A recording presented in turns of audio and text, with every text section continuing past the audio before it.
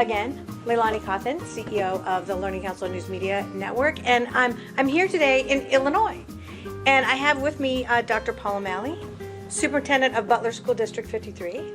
Good to see you. Yeah, great to see you again. Yeah, thank you. It's been a while. It's been a while since pre-pandemic, right? It seems, yeah, exactly. But we got to Seems sort like of yesterday. see each other sort of on like Zoom and WebEx. All the time. Yeah, which was awesome. Exactly. Okay, cool. And then I also have with me Maureen Miller, who's the Director of Instructional Tech from Oak Park and River Forest High School That is correct. District. It is, yes, it's a one school district, the high school. Awesome. Okay, great.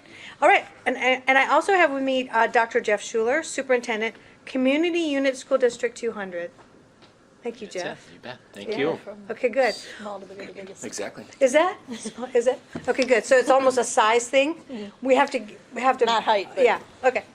That'd be awesome. All right. Well, we're gonna have sort of a robust conversation about what's going on. So I'm gonna have you guys each sort of introduce yourself. I'm gonna have you go first, and then I'm gonna work this way, and then I'll shake it up later and surprise you who gets picked on. Just tell me about what's happening for you, and introduce your district, and then we'll come around and we'll ask more sophisticated questions. Yep. So district is Wheaton-Warrenville, District 200. So we serve about 12,000 students, K-12 or EC, kind of post 12th grade, 20 schools. So decent-sized district, certainly for the state of Illinois in terms of size scope. I think what's going on, especially kind of coming out of the pandemic altered years, we really focused a lot of time and energy, I think, around two things for the district. One, we built out during the pandemic a portrait of what we want our graduates to be, possess, have coming out of District 200, and so really I kind of call attention to two major elements to that. One, just in the learning acceleration space, of course we know we want them to come out with good sound academic skills characteristics, that kind of learning acceleration, academic excellence part of it, but then surrounding it, we really focused on, I think, four critical elements, and that we need them to be effective communicators, good problem solvers.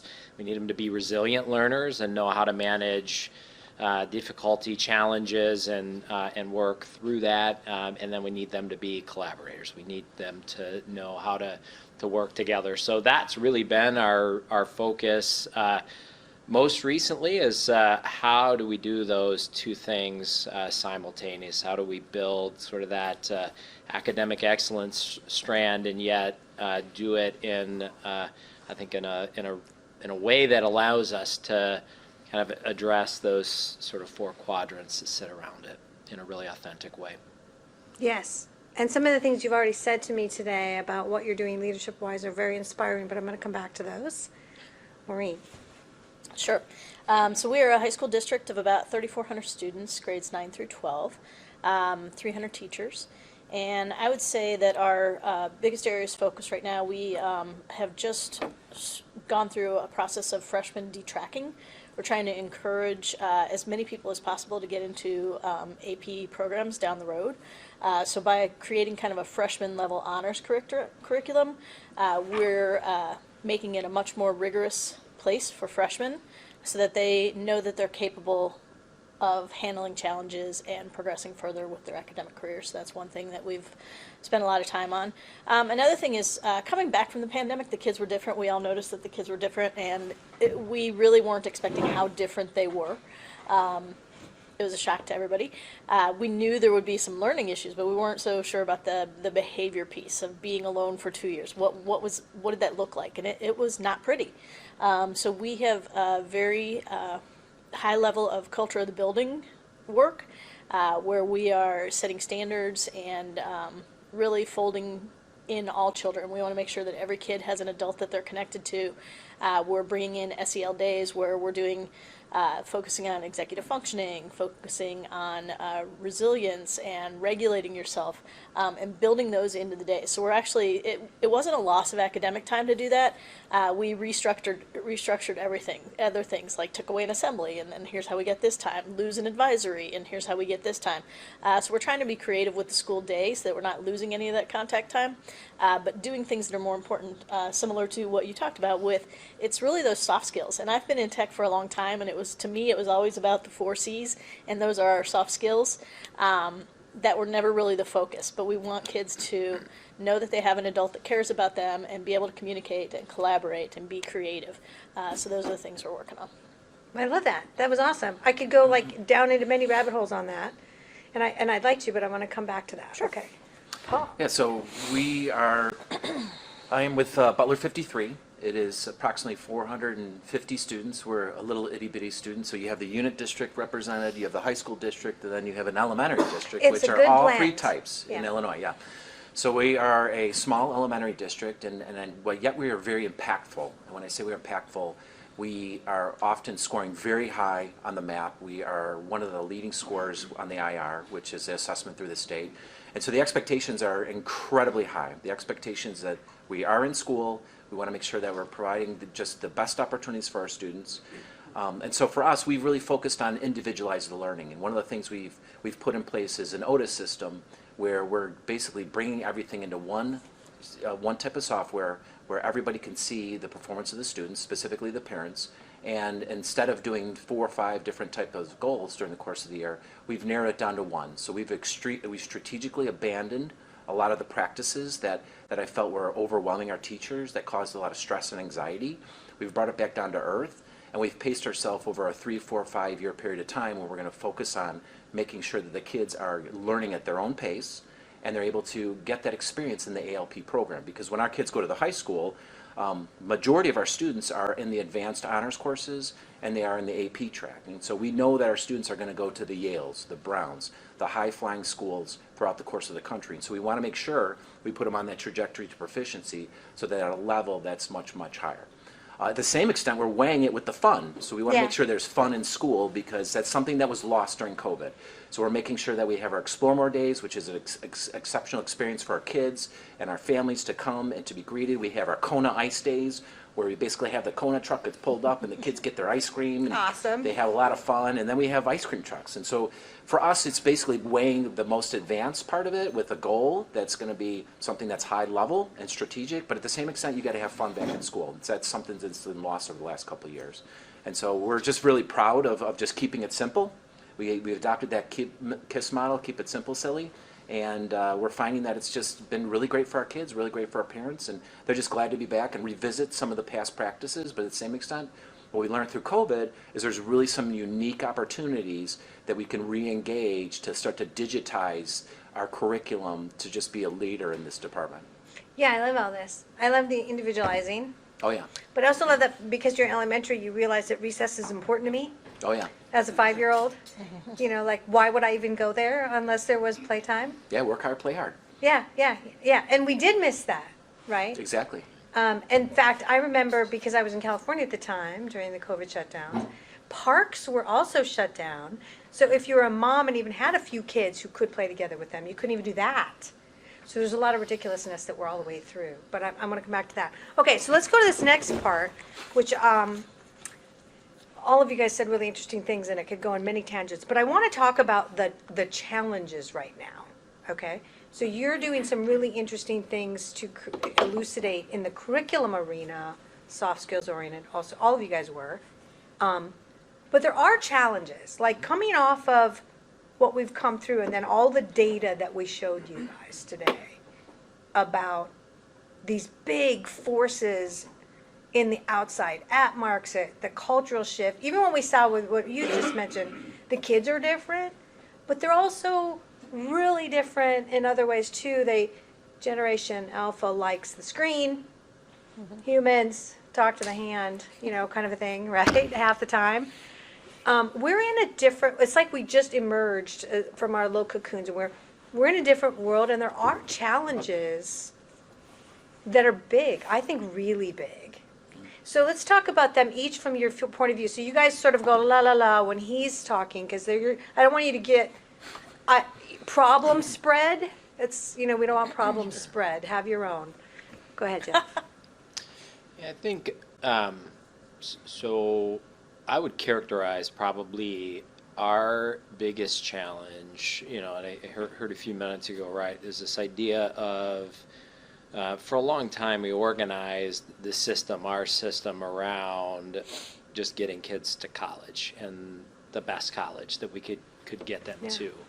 And so I think the challenge in a really good way is that we have to be far more focused on the direction that we're helping students to identify for themselves, which is not just about college, but what comes on the other end of that, right? Every kid's got to have an individualized pathway, and that pathway is a combination of the courses that they take, the academic opportunities that they have, the service opportunities they select, the work experiences, internship, apprenticeship opportunities that they have, the extracurricular experiences that they wrap around that, and for every student, that pathway is unique, right? And how they navigate it. But the common element is that it all leads to something, has to lead to something. So for us, I think that's the challenge, is how there are elements to the system that are being reinvented, but there are a lot of elements to our system that are really good. Yeah. It's just how we help a student put it together. That's what has to be reinvented, right? So instead of just assuming that every one of these academic opportunities, every one of these extracurricular opportunities are here, if a student's going to take an AP class, right, early college, awesome.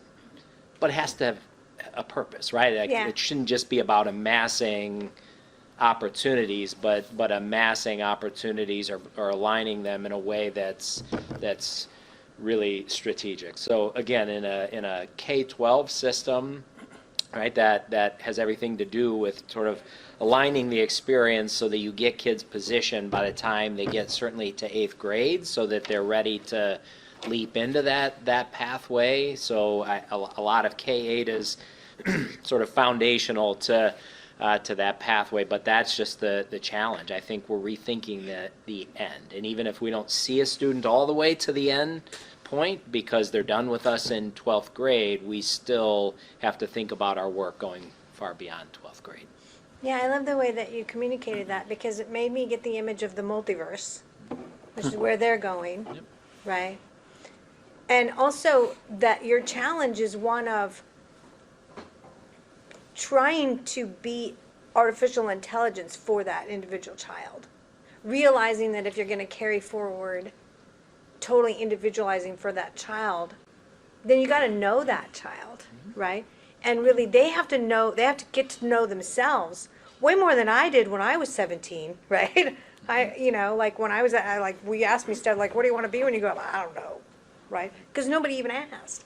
Right. So it tells me that your challenge is, how do you harness that incoming information about that child or what the child says about themselves, look at your matrix of offerings, and provide them some sort of a guidance that maybe isn't all manual. Yeah. And recognize parent caregiver is a big part of that relationship as well. Yeah. So it is about us. It is about information and opportunity we have, the child and family or surrounding support structure, that it all has to kind of align under that sort of maze that they get through. So Yeah, but it's a wise goal, because it's so in alignment with what the outside world is doing in every other industry. It's personalizing, it's giving you an individual experience, it's Disneylandizing your life, right? But also because it has a goal beyond entertainment, yeah, right? Learning is obviously huge. more. Thank you. Challenges. I'd say time, like the structure of time per se, like being locked into that institutional model, and you're going to move from here to here to here. Yeah. I think if we had the ability to shift that, so that teachers had more time to collaborate and work together to personalize things for students in Yeah. ways that make sense. The other piece of that is we have a lot of data, but it's information poor, right? The old drip model. So we have the data, teaching teachers how to use that data so that they're better informing what they are doing with students.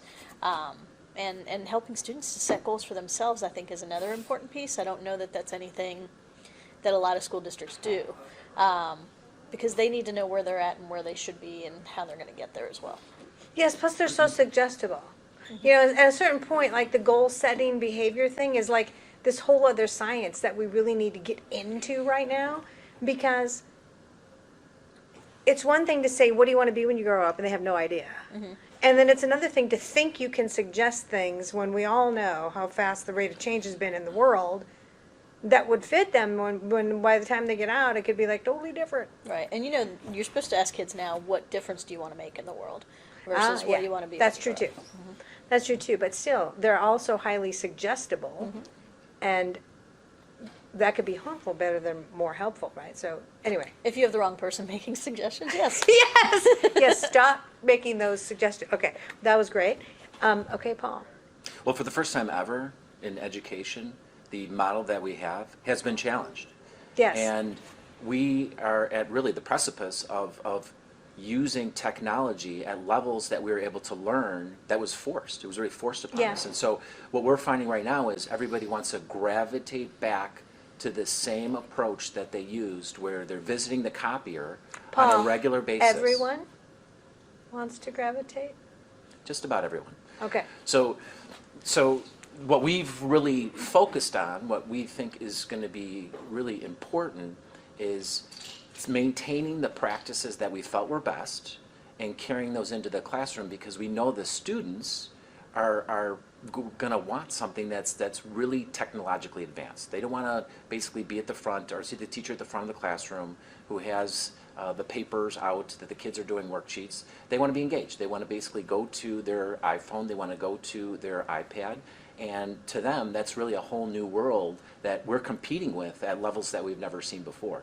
It's in the not too distant past, you had to actually go to Notre Dame University to receive a degree. You could actually go online and receive a degree from the University of Notre Dame. Yeah. And so to All me, of higher ed, yeah. to me, there's going to be an avenue that we have to provide that we cannot neglect for our students so that they compete in a global society. In addition, we've actually extended this. We're in a program with the University of Illinois. It's called iGlobal, where we have students that are part of a professional, I want to say they're in their master's program, and we're going to be basically interacting. Our students are going to be interacting with kids throughout the world, because we're no longer bound by the walls of the classroom, and we shouldn't be.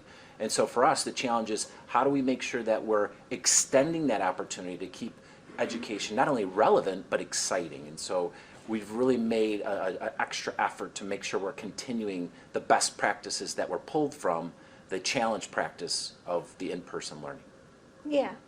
And you were also going to say something about, like, let's not be using the copiers. Because the copier market went boom.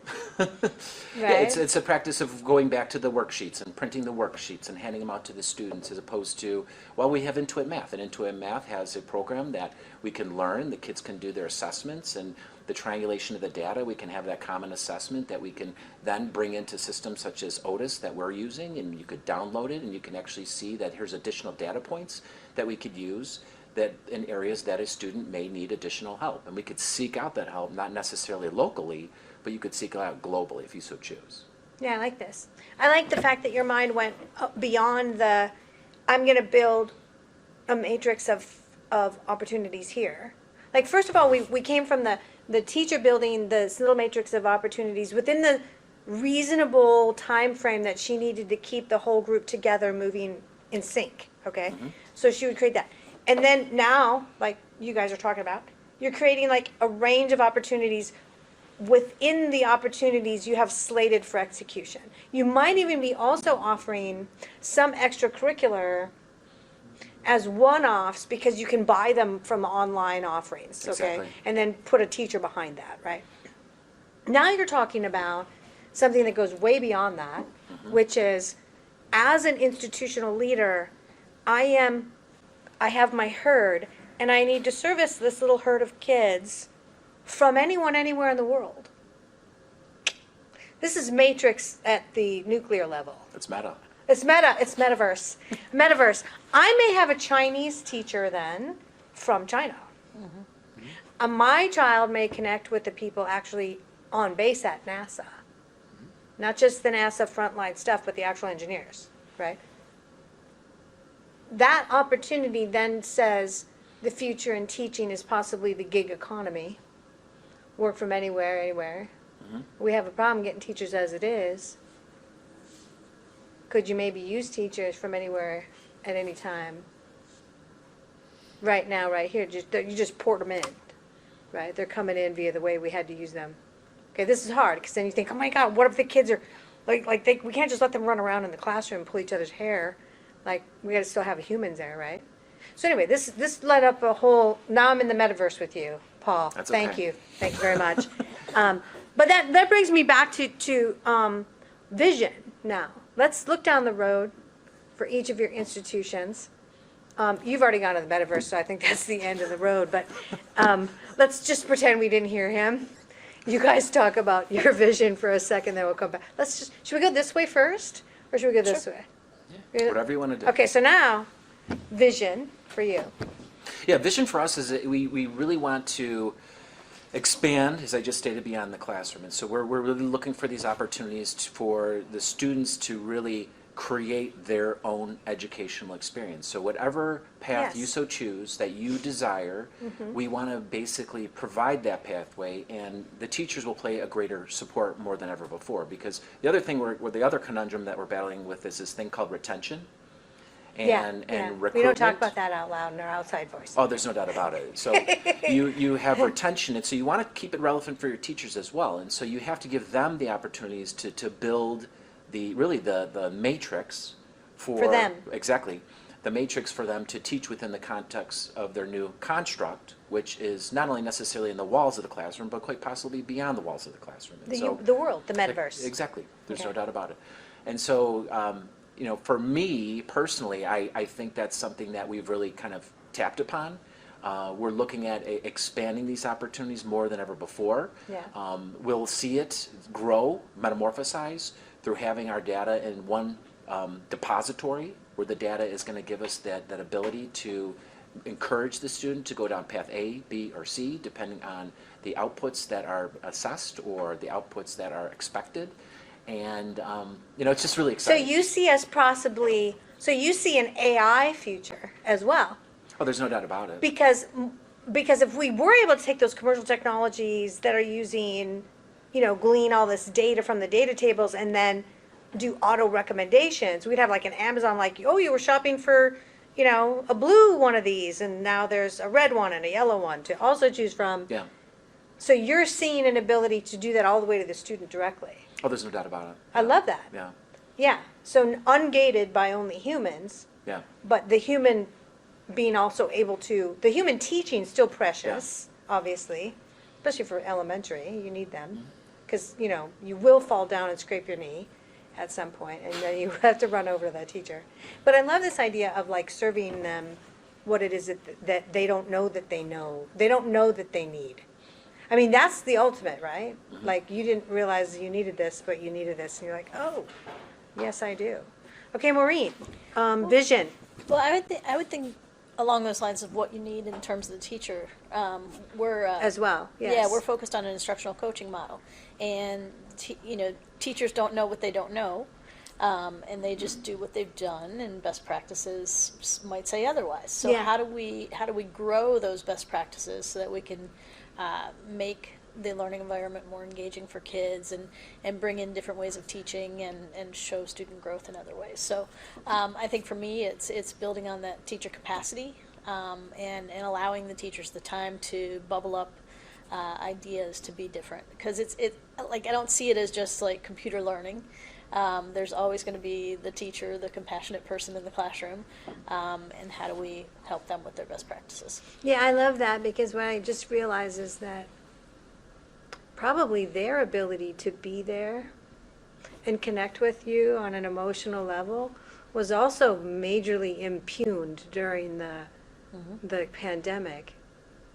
We lived in a world of fear for 2 years. And so The reason you go to school at all now is for that. Well, unless you need a place to take your kids because you're working, right? Which is obviously a thing. But why a human? It better be a good human. Yeah, I love that vision. Thank you. Okay, Jeff.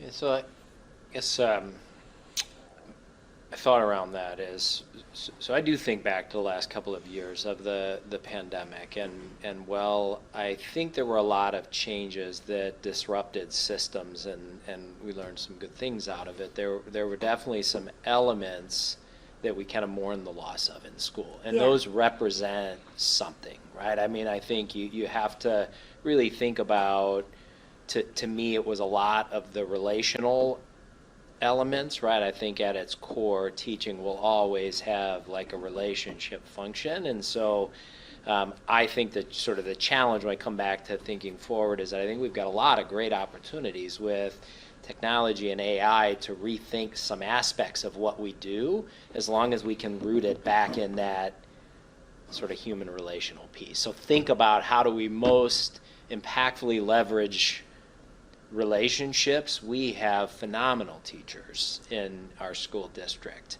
and what they are most skilled at is building that relationship with students so that they can sort of unlock that that pathway. I think when they get on the pathway, we can really think about how we can utilize technology, AI, some of these new opportunities to connect kids with resources and learning experiences, but I still think that's going to always be rooted in a relationship locally. So I think the challenge is figuring out how we reorganize that whole system, because I think what we've done and done a good job of, to the best of our ability, is that we keep adding layers to the system, right, to represent some of the other opportunities, but sometimes without rethinking the whole system, right? So, and that's one, I think that's where we are having some labor shortage realities, partially because we keep adding to it, right? Like, we keep adding layers of labor. Yeah. And if that's just not out there, you just can't keep doing that. At some point,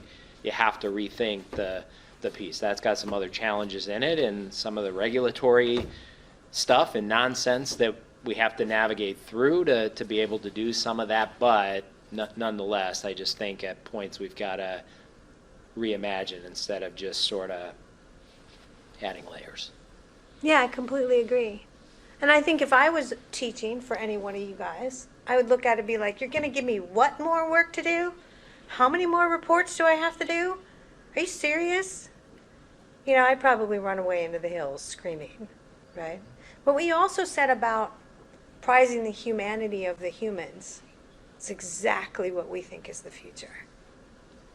You know, Amazon prizes the humans so dearly, they have almost none of them you'll ever talk to, right? Mm-hmm. But their drivers are a part of the community now.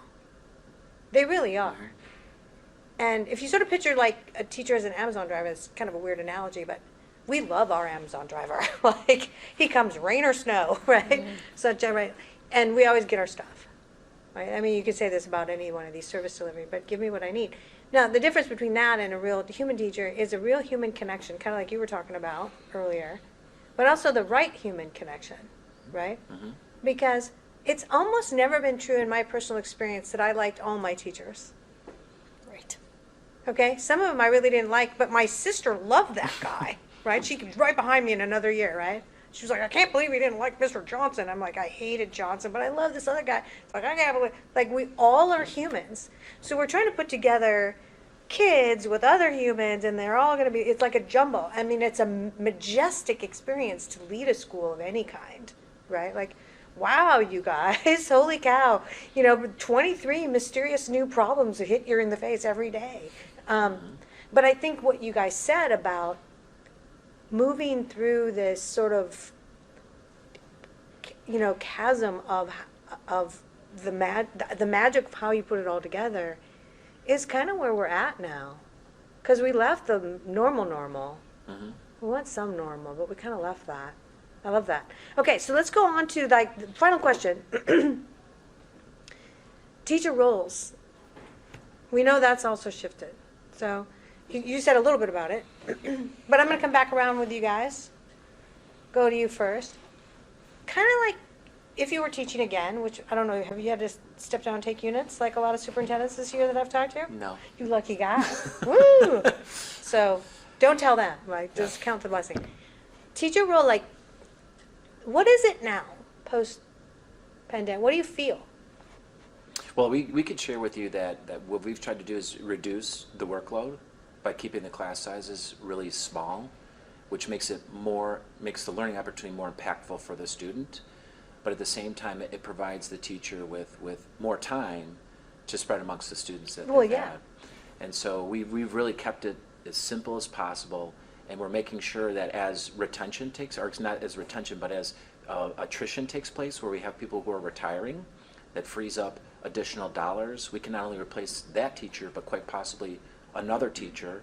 So we'll have 2 teachers, and we're able to provide interventions through our coaching system, which has just been really, really powerful and has really given our teachers the opportunity to keep kids on a pace that's really, really steady. Because we know all students are not going to learn within the 176 days at the same exact pace. No. Some will take, they're human. Some will take less days, some will require more days, right? Yes. And so what we try to do is speed up the individuals who need the greater number of days by giving them some additional interventions, which relieves that particular teacher, but at the same extent they're learning at a level that they've never basically had before. And so it's just been something that's been exceptional, but at the same extent they could also do some planning. So if they have to be freed up from their classroom, we can have someone who is literally a highly educated substitute. Not to say that substitutes are not necessarily highly educated, but it's an individual that's already integrated in our system, knows our values, knows our climate and culture, and knows the expectations, which tend to be really difficult in any type of system that you go into, whether it's an elementary, a high school, or a unit district. Every building has its own really aura. And so whether it's a smaller building, a large building, there's a type of climate and culture that you have to get acclimated to that's just going to give you the ability to be successful, because in terms of providing for the student, you also have to provide for that teacher. There's that balance. And this is the retention piece that I brought up that I keep wanting to come back to, is that we have to make sure that we're retaining the best, because we know that the market is becoming less and less filled with the demand that is expected. It's simple supply and demand relationship.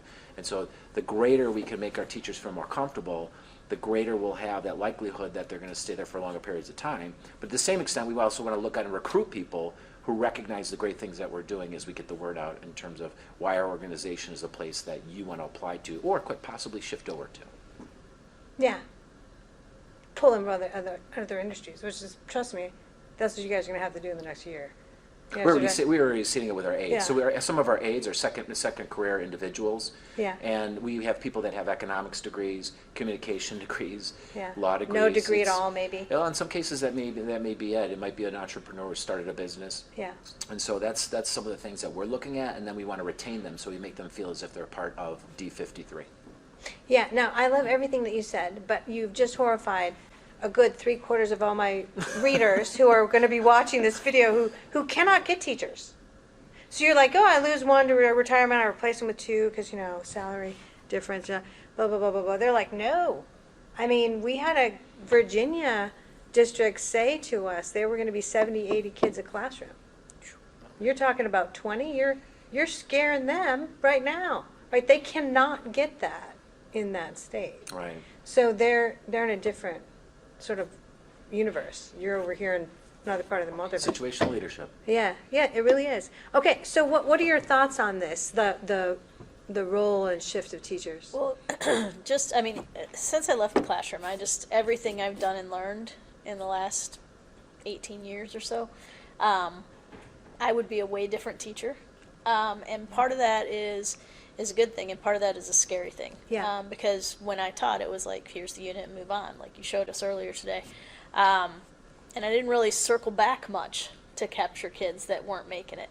And now the teacher is so responsible for so many different situations and scenarios, from, just academics to also personal and home life. Yeah. And the other thing that factors into teachers that they have to take on is all the parents who have been to school and know school. And obviously know it better than the teachers or the administrators because they did it. And that's a tough challenge too. Yeah. Like, how do you build that trust with families so that they you know, you have their kids, and we kind of have practice in doing this, and we're going to do a good job, and we're not going to harm your child, but yet their opinion is still very strong. So I think the challenge for teachers is just balancing all that, because there is so much more coming at them now. And like you said, you know, all these layers being added onto their plates, and really nothing's being taken off. You know, in administration, we kind of try to do a little bait and switch and say, oh, but we're not doing this anymore, we're doing this. But it doesn't always even up. So I think that's a challenge, and we need to be really conscious of that and take care of our teachers so that they do want to stay. Yeah, amen to that. I'm just going to say that's beautifully said. And it's really true. So Jeff, your idea, like, you're probably going to follow suit a little bit. You got to take something off to give any more. But what are your thoughts? Yeah, so one, I don't know that that's realistic to say we're going to take something off, because I think the job is the reality of the job, right? And so one, I have unbelievable respect for teachers, and as I moved up through kind of any opportunity in education, I always look back and say, I'm not sure I could have done that. I was a teacher, but I'm not sure I could teach right now with the sort of what sits on there. I was a principal, but I'm not sure I could be a principal or would be a very good principal when I look at sort of the, you know, what we layer onto it. But I think the solution, again, is not necessarily to think just about what we take off, but how we reimagine the roles. So instead of perhaps one person being responsible for this whole myriad of responsibilities, we need to find a way to simplify the model, so to speak, if it can be, so that we can use people, one, to where their strengths are, because every teacher has a different skill set or a strength, and maybe we think a little different about how the combination of our human resource or asset and some of our technology resources can work together, so that I guess we're working a little smarter, not harder, right? That we're really like putting that. people into the spot where, you know, they're most impactful, and you know, I don't know exactly what that's going to look like. I'm not going to suggest that I have the answers to it, but if somebody is really, really good at teaching early literacy or foundational reading skills, then perhaps I ought to think about getting that person in front of as many young learners as I can, instead of having that person also do this, be a social worker, be a, all of the other roles that they fulfill, if that's possible. Yeah, and be landlocked for inordinate amounts of time in a classroom where maybe 50% of that time in the classroom is not used wisely.